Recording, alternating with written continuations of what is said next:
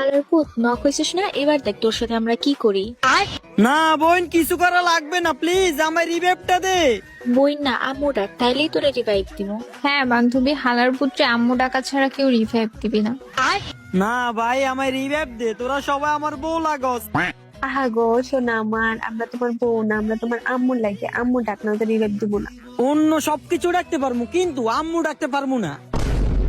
তাহলে তো তুই জীবনেও রিভাইভ পাবি না। না ভাই, এমন করিস না, তোরা সবাই আমার নানি আন্টি দাদি এসব লাগস, প্লিজ আমার রিভেপ দে। এত কিছু কইতে পারছিস আর আম্মুটা কইতে পারলি না? হালার পুত তাড়াতাড়ি আম্মু ডাক, নয়তো রিভাইভ পাইবি না। না, আমি তোদেরকে বয়স চোখে দেখি, আম্মু ডাকতে পারবো না। তাহলে আমরা যখন নক হই তখন কিভাবে আমাদের দিয়ে আব্বু ডাকাস? আচ্ছা বোন, আমার ভুল হয়েছে, এবার মতো আমার মাফ করে দে। নেক্সট টাইম তোদের সাথে আমি এমন করবো না, প্লিজ এবার মতো আমার রিভেপটা দে। যত যাই বলো না কেন সোনা, আম্মু টাকা ছাড়া জীবনেও রিভাইভ পাইবা না।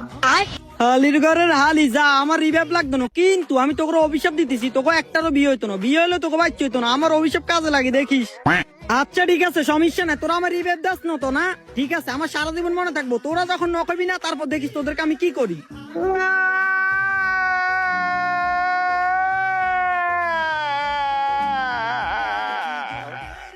কি রে হালার পুত, আম্মু ডাকবি না নাকি?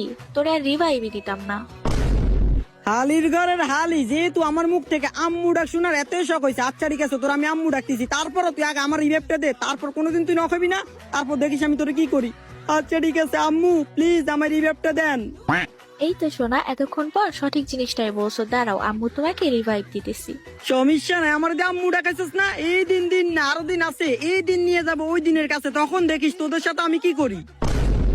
হালির ঘরের হালিরা, সব সময় আমি সবার থেকে আব্বু ডাক শুনি, আজকে তোরা আমার দিয়ে আম্মু ডাকা নিছ, সমস্যা নাই, তোরা আবার যখন নকবি না, তারপর দেখিস আমি তোদের সাথে কি করি। এই জিনিসটা যদি আমি তোদের সাথে না করছি, তাহলে আমার নাম পাল্টালামু।